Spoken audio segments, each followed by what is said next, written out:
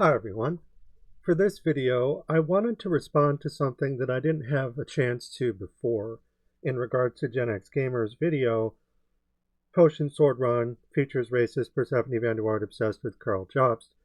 And I've already responded to this video, but in my past response, I wasn't able to address something that Gen X Gamer said about my work insofar as they consider it to be worthless, that it doesn't have value. The point of this video, then, is me talking about why my work has value, insofar as Gen X Gamer tries to say that my work is merely an obsession with Karl Jobst, and it is merely jack-off material. It doesn't have any redeeming qualities. In his mind, it's just prurient and baseless garbage made by, in his words, a communist cuck that he misgenders despite knowing that I'm trans. So that's what the video is about. More broadly, it will divide into different sections. The sections are essentially me responding to the initial statement, which we're going to watch. After we watch it, we will go over my work. We will go over the basic qualities of my work, but I'll also provide different examples regarding how my work has value beyond me just investigating Karl Jobst. Karl Jobst is, for all intents and purposes, the tip of the iceberg. And furthermore, my work goes beyond investigating bigotry and also goes into giving people who don't normally have voices, people who are oppressed, people who are denied the ability to speak by capital and the profit motive, including people who police said motive by punching down, people such as Gen X Gamer, who, as I've said repeatedly in the past, is Token. He's a token Hispanic person who is not only racist and transphobic, but he's also whorephobic. He is punching down against sex workers, including when they try and speak out about the oppression that they face, regardless of their skin color, regardless of their sexual orientation or gender. It doesn't matter. Gen X Gamer thinks that that's worthless, and he's framing my work in such a way as to devalue it in its entirety, and when he does that, he is devaluing all of the things that we are going to now go over. So that's the scope of the video. And first and foremost, let's watch what Gen X Gamer said before that I wasn't able to respond to in my original React video. You wouldn't know what fascist times were if they smacked you across the head. Let me tell you what fascist times are. You recording this video and not even being able to finish it because somebody would be dragging your ass to jail and you were never to be seen again. That's fascism. Right? You're middle class. Right? You grew up with privilege, not as much as me, by the way. But you're not doing that bad. All this terror and it's all bullshit. It's all in your mind. Right? This is what you do to mask your failure. Right? If my son was doing this, if this was the work of his life, making jack-off magazines after going to college, I would consider him a failure. Thank God he's got several degrees. Right? Thank God my kids have degrees. Thank God my kids are successful. And the reason is because I didn't teach them this victim fucking mentality. Okay. So, for all intents and purposes, my work is a failure in the eyes of Gen X Gamer because they think that I have a victim mentality, that I'm not actually oppressed, and by extension, the people that I'm talking about defending their rights by giving them a voice through the work that I do are also not oppressed. So it's not just me, it's the entirety of my work, and Gen X Gamer is incredibly mistaken insofar as this isn't just me doing this when he talks about my work and sex positivity versus sex coercion or Gothic Communism. It's written and illustrated by me, for instance, but he neglects to mention that it was edited and co-written by my partner, Bay Ryan, and made in collaboration with fellow sex workers and artists, the people that I'm going to be talking about. So it's not just me that he's devaluing in the face of fascism and trying to say that fascism isn't something that's currently, flying wildly out of control and is growing in size to threaten not just queer people and not just people of color and various other people who the state traditionally targets, such as indigenous people or disabled people or the elderly or women and children. It's like all will be affected. White, straight, cishet men, the kind of person that he wants to be, they'll be affected too. But in regards to his statement about, oh, well, this is just the work of one mad woman in the attic with relative privilege who can't, see the forest for the trees and doesn't know what fascism is, etc., etc., that's just not true. And I'm going to demonstrate that now by going over my work and the full scope of it in connection to other people and other things that I talk about apart from his boy toy, Karl Jobst, the person that he's defending, despite knowing the full extent of Karl's racism and it having been out since 2018, 2019, he refuses to go after Kyle and would much more happily punch down and attack me, while admitting that, in his own opinion, he has more privilege than I do. So, as someone who's tokenized with more privilege than me, he is willing to punch down and attack me, gaslighting me and devaluing my work. So that's the statement by Gen X Gamer. We're now going to go over my work in its full entirety. We are going to use examples that I have available here in regards to how I normally promote my work. So this is stuff where I am literally saying, this is what my work is about. Despite him having the cover in front of him and it stating that it's a group project, there's plenty of other stuff that he has access to as well that would let him know what I'm about and that this is teamwork. This is a group effort. This isn't just me. So first and foremost, for instance, if you go to my page, Persephone Vanderwaard, if we click on more, is a male to female trans woman, they, them, or she, her, poly, demi, pan, 38, anti-fashion BDSM author / Gothic communist, sex worker, indie researcher, PhD in Gothic poetics, and Ludogothic BDSM, who specializes partly in Metroidvania, erotic artist, pornographic historian, and invigilator. My book, The Safe for Work Promo, here's the link to that. The channel is Safe for Work content I can actually post here. Old material includes heavy metal reviews, a discontinued Gothic podcast, horror video essays, and assorted movie reviews. New stuff is centered around my book series and current research. So that description just by itself has absolutely zero mention of Karl Jobst. Karl Jobst is a niche aspect to my research more broadly. And there are various links that you can click on: my book series, an essay on Marx, my Metroidvania work, and my BDSM work. So for instance, if we open this, but we also open this, so here's my book series promo, and this is the promo originally from my 18 and up website, but I copied and pasted it in such a way where there's no not safe for work images. In fact, I even modified the book cover so that, it was less sexualized than it is originally, just so that it's like, hey, look, this is obviously about monsters and sex work, but it's presented in such a way that it's safe for Google, essentially. And this is a book promo that talks about the entire series.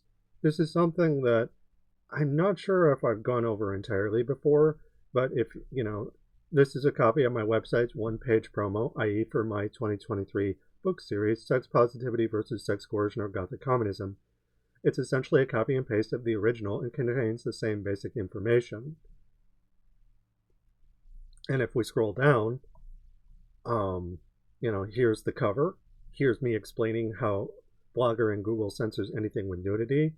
So I've swapped out the images. And then the rest of this is just literally a copy and paste that talks about just the basic permissions, concerning buggy images, the basic details about the promotion itself, a bunch of various links, including the project's extended glossary, the paratextual documents, non-Gothic paratextual key terms, a list of the individual book promotions, promo posters, and model interviews that I give because I work with other sex workers and I interview them so we can talk about sex work and standing up for our rights in the face of oppression.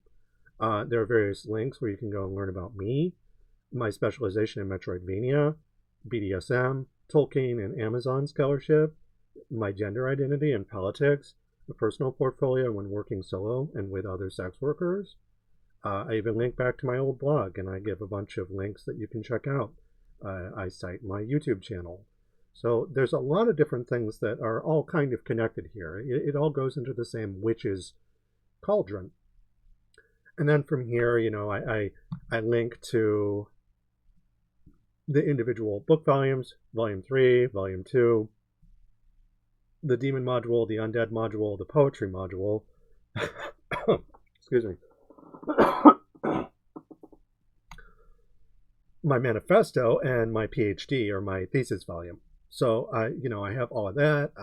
There's a table of contents, and this is a very big post, so we're not going to go over all of this. But if you're curious, you can go and check this out right now on my blog. And there's the changelog. I talk about how my project is nonprofit and how the funding works in regards to donations and commissions. I have the abstract, additional promotional material, the book series table of contents, and then the individual book volumes, and they're broken down one by one. I also have a link to the logo design for Gothic Communism and how I designed that, and a section that talks about the author as well. And there's also a link to the changelog. So if you want to find out about the entire changelog, you can do that. And if you scroll down to the book series table of contents, I have a document where you can download that and access the entire table of contents, summaries, the page count, you name it.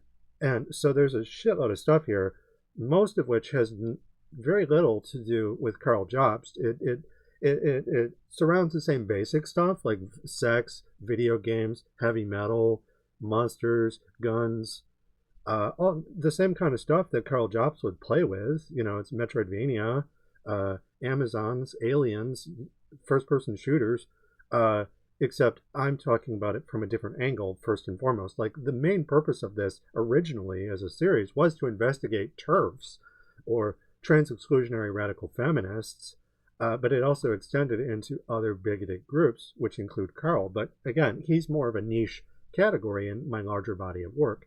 So this page goes over that, and there's a lot more that we're not going to look at here, but feel free to check it out. And from there, just another thing that I do is I talk about how Marx was homophobic, and Marxist-Leninists were classically bigoted towards queer people, homosexual or otherwise. So this is a short little essay, Making Marx Gay, where I talk about how it's important to camp Marx and Engels. And they weren't even Marxist-Leninists. Like, Marx and Engels were anarchists. They were trying to abolish the state, and they didn't want to work through the state. That was something that Lenin and Stalin did, and Mao and various other individuals in the 20th century. But in the 19th century, the 1800s, Marx and Engels were actually anarchists. And, so I critique them. And this specific essay, it's only about 4 pages, only talks about it in regards to their homophobia. So that's another aspect of my work that, Karl Jobst is not even mentioned here either. The value here is in critiquing Marx and his so-called specters, vis-a-vis Derrida, Spectres of Marx, 1993, and A Spectre is Haunting Europe, the spectre of communism, and obviously the hauntology of that particular statement that Marx made back in the 1840s has expanded to include a lot of other things. So I discuss that as well. It's a huge part of the work that I do as a communist, specifically a Gothic communist, combining anarcho-communism with gender studies, Gothic studies, game studies, and BDSM to try and develop communism in a way that Marx never did. I also talk about Tolkien and Tolkien scholarship, and here's a small little page dedicated to that. I talk about the work more broadly, I summarize it, I give jargon, and in regards to books that I've written before, I'm citing my own material, and then, I give exhibits where I talk about that, and I talk about the awards that I've received in the past. I've talked about the uphill battle that writing scholarship has been in regards to Tolkien. And then I gave a nice long list of different things that I've written about Tolkien in particular. Essays, dates, where you can find them, and a summary of each. So I talk about that. I talk about rape play, so consent, non-consent, risk-informed consent, RAC. I talk about combining that with ludology and Gothic theory vis-a-vis BDSM. So this is a huge part of the work that I do. So this is another compendium within the larger umbrella that is Gothic Communism in my book series. So I talk about that. And, again, I work with people like Nyx is one of my models. So if you click on that, it'll take you to a page where you can learn more about them. But here's them in a bikini in Appalachia. They're for raising awareness and preserving the environment, but also land back. So that's just another example of something I talk about. Another photo of Nyx in a bikini, and they are someone who fights to raise awareness. And so this is a page you can go to learn about that. I also talk about Metroidvania, which by and large doesn't have very much to do with Karl Jobst. But this corpus that I released back in January 2025 compiles all of the research that I've done in regards to Metroidvania. And you can download it. There's a link here where you can just download the corpus directly. It's been written in such a way that it's safe for work. It is connected to the smuttier side of sex work that I lean into, but I specifically compiled my corpus, my Metroidvania corpus, to be readable basically ages 13 and up. If you can play Metroid, you can read my corpus. I also, in regards to speedrunning, in regards to Metroidvania, I also talk about speedrunning because my thesis work, my master's thesis when I was in grad school back in 2018, talked about Metroidvania and speedrunning. But the more work that I did, the more I realized that speedrunners were bigoted. And one of the instances I give, I repeat, one of the instances that I give is Karl Jobst. But this has value because I'm a survivor of trauma, being abused by members of the speedrunning community. So the research that I do in regards to speedrunning, in regards to me being trans and trying to write about Metroidvania, and Metroidvania is something that I grew up with, this has value for me, but it also has value to other people who may have been abused as well. It has value for exposing bigoted people, because one thing that I write about is the fact that I was abused by people over multiple years. Like, my research started in earnest in like 2020, and I was abused into the present space and time. It was basically a continuation of Gamergate. So talking about that, exposing that, for one, it's cathartic. It feels good for me to talk about the abuse that I suffered at the hands of bigoted people in the speedrunning community. But also it raises awareness about that. It's educational in nature. It teaches people to think critically about those who try and say that I'm not racist, you're racist, which is exactly what Gen X Gamer did in his video. So that has value. And while it mentions Karl Jobst, it's not exclusively about him. I talk about Caleb Hart, I talk about Oats and Goats, and various other speedrunners in and out of the Metroidvania community. I talk about speedrunners in the Doom community. I talk about game developers. I interviewed a lot of different people, and Karl Jobst is just one small aspect of that. I also, through the project, am able to talk about my ex. I'm a rape survivor, and I was abused during COVID by the person I was living with. So, Jadis is someone, I give them an alias. Their real name is Lindsay Wheeler. They're someone who abused me and who I talk about and who I demasked in a Radcliffian Scooby-Doo kind of way. It's like, oh, Lindsay Wheeler, wait, I'm dating you. So it's like Scooby-Doo if the person that you're taking the mask off of, who's the bad guy, is your friend, your lover. So, I talk about that as well. And if you scroll through this is a safe for work version of a exhibit or a book section from one of my books, so I talk about that. I don't just go after white cishet men like Karl Jobst or token Hispanic people like Gen X Gamer. Lindsay was someone who was, a token queer person. They're gender fluid, and they're a TERF, and they're a neoliberal. They're a capitalist like Gen X Gamer is. So there's value in exposing that and talking about them. They're not Karl Jobst, but the value in regards to me talking about speedrunning and exposing bigotry there applies to someone like Lindsay Wheeler, who would, in the past, constantly gaslight me the same exact way that Gen X Gamer did. So there's value in that. There's also the fact that I'm able to meet people who have value unto themselves. Harmony Corrupted is someone I've thanked repeatedly in the past.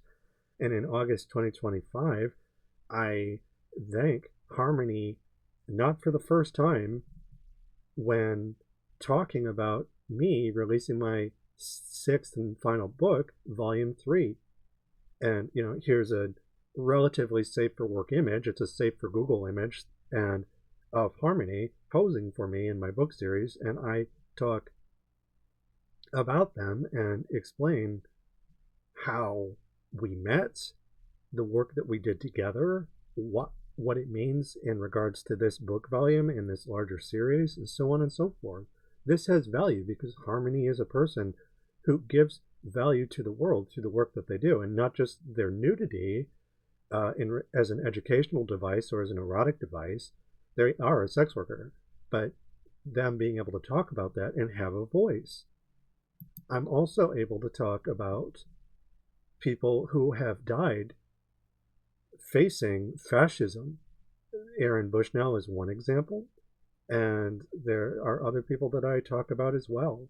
I talk about people that talk about martyrs. I talk about the martyrs themselves and why their lives mattered in life and in death. So I talk about Aaron Bushnell is just one example of that. However, I also talk about people that I work with, my raising funds for my partner's healthcare, back in June 2024. And here is Bay Ryan, who is my partner, my husband. And my husband is Mali and a sex worker, and they're disabled, and they have to fight for their rights constantly. And despite the fact that they are offered some concessions by the state is constantly trying to take their rights away, is constantly trying to deny them health care. Bay is disabled, so they rely on health care, they rely on welfare to survive, and they can't live without it. And so this has value insofar as I give them a voice, I advertise what they do, I give images of them. This is my partner. They're human. They matter. And Also, in regards to that, I have an entire interview series, not just Bay Ryan, who co-wrote and edited my book series and was instrumental in me writing my first book volume that I released, my PhD, and sat through the entirety of me reading the rest of my manuscript to them at the time, which I went on to proofread and include exhibits of them and their friends. There's a large number of other people that I've worked with as well. And that includes this compendium of sex workers that I interviewed. These are people that I've worked with for this series, where I commission them, they pose for me, I draw them, but also I, in certain instances, feature them in my work. I give them web pages on my website that you can go to, but I also sit down and talk with them about the kind of work that they do. This page is the interview compendium to Hailing Hellions, a Q&A series where I interview sex workers or ex-sex workers who have modeled for me in my nonprofit sex positivity book project. And if we scroll down, you know, I give more info just about the book project. I give like an abstract. I give a general trigger warning or a content warning. I talk about, okay, the images are of me and the models involved unless stated otherwise. Sometimes I have visual aids that are something else in relation to what we're talking about. You know, here's me and a model I worked with in the past. Here's, you know, the series and what it's about. Here's another image of Nyx, what the series does in regards to sex work and liberating ourselves by raising awareness. Here's what the series doesn't do. It doesn't debate fascists or white moderates. What's our chief aim? We want to reverse abjection, thus profit and the state, while pushing towards universal liberation and post-scarcity under Gothic Communism. There's a whole explanation to that. And then here are various interviews. And these interviews include with Harmony Corrupted, Moxie Sting, Victoria Sachs, Ashley Yelsa, Tate Cumbaby 98, Rhaina Targaryen, Vera Dominus, Delilah Gallo, and Tyler and Husband. Tyler is a trans-masked boy. Delilah Gallo is a sex educator and activist. Vera Dominus is a 30-year-old dominatrix at a gay Philly and a soft pleasure dom. Rhaina Targaryen is a cis person of color who makes content with their partner. They have really nice photography. Tate is a trans man who used to do sex work and who agreed to be interviewed. Ashley Yelsa is disabled, and they talk about the work that they do. Victoria Sachs is intersex. They talk about being a rape survivor and past survival sex worker. Moxie Sting is a self-identified libertarian and classical libertarian, but still holds various views I agree with. And we're able to talk about things in such a way that we're able to, you know, I'm able to cross the aisle to a certain extent. I'm not debating a white moderate. I'm not debating a fascist in my mind. I'm debating someone who's a sex worker who, by and large, agreed to talk about sex worker rights as an uphill battle. And then last but not least, we have Harmony Corrupted. And all of these interviews link to safer work versions where you can read about these people. This all has value because it stresses the work that these people do as human. It explains why they're doing it, what they're fighting for. To be a sex worker is to have to fight for your rights because the state will try and closet you or pimp you. And people like Gen X Gamer or Karl Jobst will exploit you for their own ends while devaluing you, while saying to my face that the work that I do is worthless, that it's not successful, that it doesn't have value because it doesn't serve the profit motive, because the profit motive pimps nature as monstrous feminine and anything of it through Cartesian thought, through heteronormativity, and through settler colonial argumentation. So anything that doesn't serve genocide through the profit motive, in Gen X Gamer's mind, is worthless. It is a threat to capital because Gen X Gamer is a Trumper and a fascist. But all of this has value because I am telling these people's stories by letting them tell their stories. I'm giving them a platform.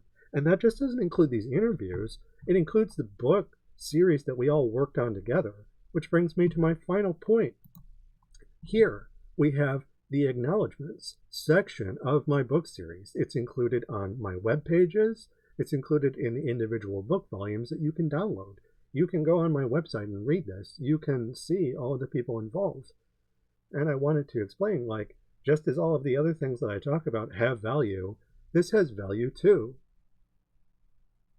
And if we scroll down here,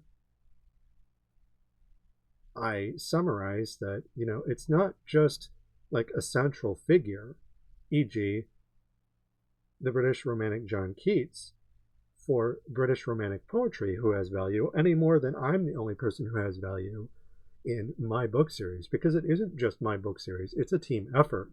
I'm the ringleader, I spearheaded it, I am the mastermind, if you will, the invigilator, the art director, but similar to Ridley Scott and Sigourney Weaver in Alien, Ridley Scott's film Alien was the work of a team of artists, an army, as Ridley Scott recalled. And part of that army was his starring actress, Sigourney Weaver, and my book series is full of starring actors, actresses, and just persons who act. And that includes Harmony Corrupted. It includes the people that I interview. So if we scroll down, I have various special thanks that I give. Special thanks to different people. Sex Positivity could not have been written alone. I needed the help of various friends, associates, and enemies. Why arguably wouldn't be a Marxist without the eye-opening abuse of neoliberal capitalism. I also wouldn't be openly trans without the many lovers and friends who taught me the value of things beyond capitalism. It is the latter group, those friends who stood by my side and didn't abuse me, that I wish to honor. Special thanks then to those people. So first and foremost to my 23 muses, Casper Clock, Crow, Sinead, Bay, Mugiwara Art, Harmony Corrupted, Romantic Rose, Angel Witch, Mercedes the Muse, Crispy Tofu, Miss Reefer and Ayla, Quinvincible, Blood Bunny, Nyx, Mabel and Jackie, Itzel, Taylor and Husband, Moxie Sting, Rhina Targaryen, and Delilah Gallo. And these are all muses of mine that have their own pages that you can go to. Many of them are on my website, where I've made them special pages where I give them a shout out, I review their work, I feature the stuff that we've done together, I feature the stuff that they've promoted solo of theirs. But, so I'm promoting all of these people while giving them thanks. And then each one of them has an individual to so-and-so, followed by a thank you. To Bay, thank you for your invaluable contributions to sex positivity, puppy, and for being such a wonderful partner. To Angel Witch, thank you for being so much fun to work with, and all around just a very nice person and beautiful friend. To Sinead, thank you, Faye, for being an excellent communicator, teacher, and friend. To Crow, thank you, puppy, for being such a game and receptive collaborator, and for treating me as well as you do. To Mercedes, thank you, Mommy, for inspiring my work. It meant so much when you first approached me and asked me to be drawn, as I'd never had an artist model do that before. To Itzel, thank you, Daddy, for making me feel so pretty and special, but also offering me guidance and protection. And then, there are various other ones as well. There's so many, I can't read them all just because this video would be very long if I did, longer than I want it to be. But, to Bunny, to Crispy and Quinn, to Casper Clock, Mugiwara Art, Harmony Corrupted, Chrissy, and Ayla, Rose, Nyx, and Mabel and Jackie, Taylor and Husband, Moxie Sting, Rhina Targaryen, and Delilah. Each one of them has an individual thank you. And I address how each one of them treated me like I had value. I even acknowledged that I wasn't just an artist whose work was free during our exchanges, or as Gen X Gamer says, isn't successful, that it threatens the profit motive. Like, these people treated me like I had value, so I'm treating them like they have value. And this in turn is educational in regards to everything that I've talked about, the larger project, but also the individual areas of research that cross over into each other. It's a Venn diagram of different topic areas areas of study that often cross over into each other. I thank various friends that I'm not dating or that I didn't work with as much. My best friend Ginger, Fen, who taught me about animals, Lydia, my oldest friend who has had my corner for a long time, Odie, someone who's commissioned my art for over 10 years at this point, the professors that I worked with, Drs. Craig Dion, Bernard Miller, Xavi Reyes, Paul Wake, Sam Hurst, Dale Tenson, Eric Acton, and David Kalan, Dr. Circa Nalan, Dr. Sandy Norton, Angel, again, I don't list them as a muse. They're a friend of mine, but they are a model, someone I've worked with. My good friend Saren. I even thank my exes, just because it wasn't all bad. They did teach me things. So Zool, Jadis, Kuwu, special thanks as well to other models who were actively involved in the project. I talk about Danny is Online, Meowing from Hell, and Emma. I thank them. And an additional 40 plus collaborators who also provided valuable contributions to the overall project and research that I did. And here's a list of all of them. I also have various artists that I've commissioned specifically for the project. Not as many, but there's a few. Ludic01, this name I can't pronounce.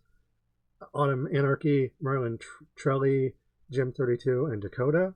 Special thanks to the ace and or neurodivergent people in my life whose constant feedback and support has proven invaluable. Special thanks to my mother for giving me a room of one's own and helping me work on this project by literally giving me a place to stay. And there are various YouTubers that I thank as well. And I acknowledge, a large number of them, from Theremin Trees to Ashley Gavin to George Rockwell Smith, D'Angelo Wallace, Thought Slime, Dreading, The People Profiles, and even a few bigoted examples like June the King, Turkey Tom, Penguin Zero, Knowing Better. There are different people that I thank and acknowledge. And I even take it a step further and I acknowledge, special cases amongst these YouTubers, and I give specific examples where their research proved invaluable in regards to my own work, my own writing. So for instance, Brows Held High, I first encountered your work with Starship Troopers, Part 1 Heinlein, 2021, which went on to single-handedly inform much of my writing about aliens in 2021, e.g. The Promethean Quest and James Cameron's Military Optimism in Metroid, but also its discontinued book series, Neoliberalism and Yesterday's Heroes. I eventually absorbed said series into my PhD work and Sex Positivity book series. So essentially, that one video by itself gave me a rock-solid foundation for critiquing Heinlein, coining military optimism, a term that would itself go on to formalize my other academic ideas, canonical essentialism, and Tolkien and Cameron's refrains, the high fantasy treasure map and shooter/Metroidvania, i.e. hence inform and reinforce pretty much all my critiques written on Metroidvania as a whole, re. my 2025 Metroidvania corpus. So, I'm giving specific shout-outs and thank yous to people who gave something of value to my own work in regards to their own content beyond just sex workers. This includes YouTube video essayists, and a lot of them, have similar political views to myself, such as Kaylin Conrad or Thought Slime, but then there are people like Hakeem Yukopnik and Second Thought who are Marxist-Leninists that I don't entirely agree with, but I still recognize the value that they provide or contribute. Same idea with Bana Panada, where I call him out for making Stalinist arguments in regards to people who talk about sex like it's their main interest, make it taboo again, as he said, which is literally a Stalinist argument. So I critique him for that, but then I also acknowledge that his essays refuting Zionists in so-called progressive circles remain wholly invaluable, as do your various excellent essays on the Iraq War, Lebensraum, South America and American geopolitics, climate change denial, Jewish exceptionalism, and so on. So, I'm very, well-rounded in my criticism and my praise. I don't just kick someone while they're down. If they have something to offer, I'll acknowledge it. And I do that with a lot of different people.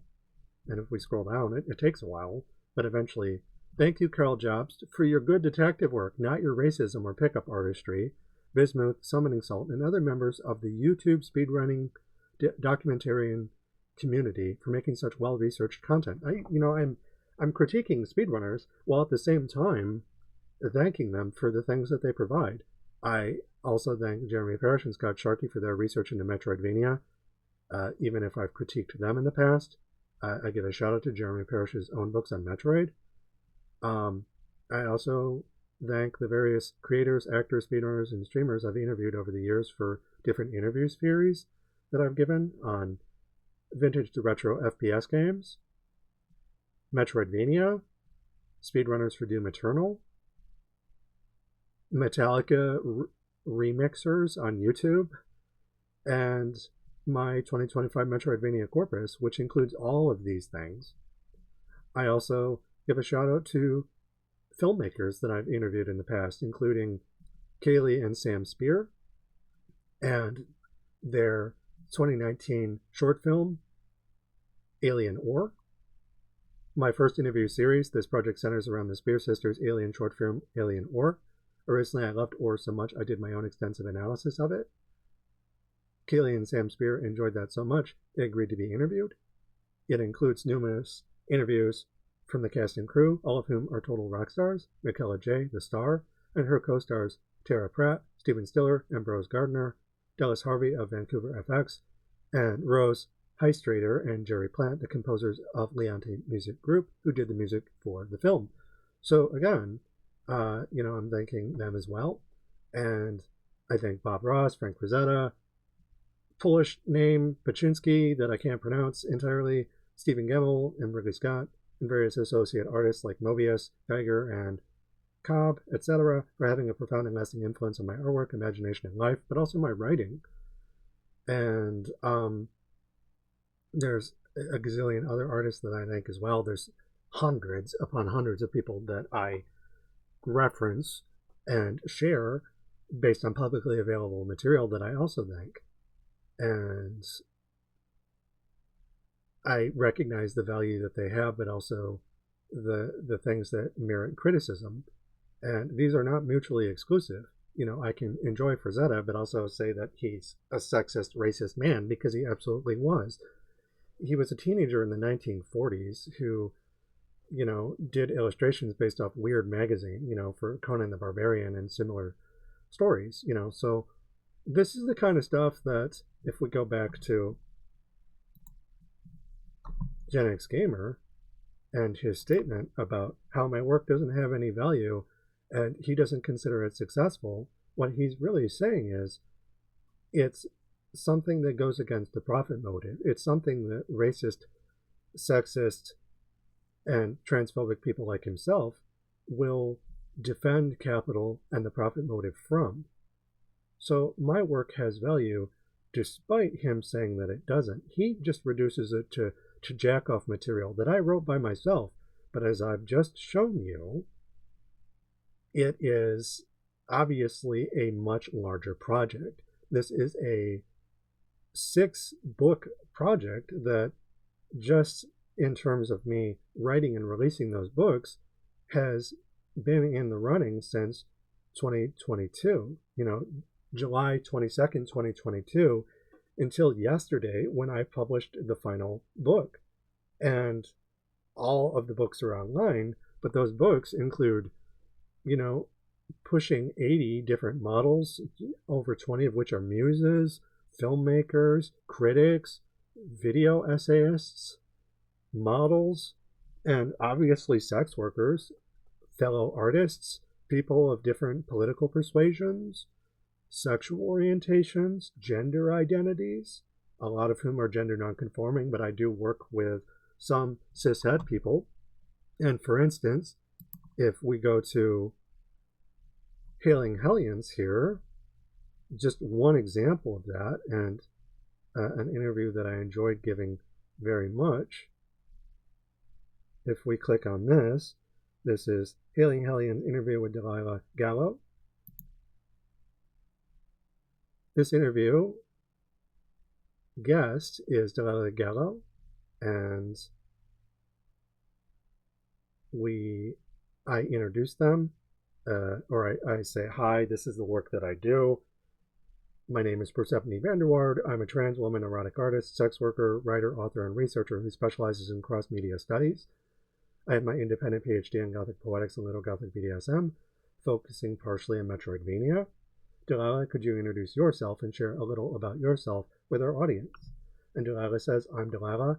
I've been an online sex worker since 2020, and I'm a sex educator as well. I'm a leftist and work a lot in the spaces of kink, neurodivergence, sexual health, gender, sexuality, porn, sex work, and intersections of oppression. And then from there, we give a lot of different answers. And it's a Q&A, so, I ask a question, they answer it. And we have various visual aids that show that, yes, they are indeed a sex worker. These images are relatively safe for work, safe enough for work that Google won't block them. And I talk about various other things besides. We talk about politics. We talk about being GNC. We talk about popular media. The example they give is Bob's Burgers and how representation is pretty rough and sensitivity of trans and queerness. But it's come a long way in regards to the character Louise, shown above, and how they are gender nonconforming in their own way in the show itself.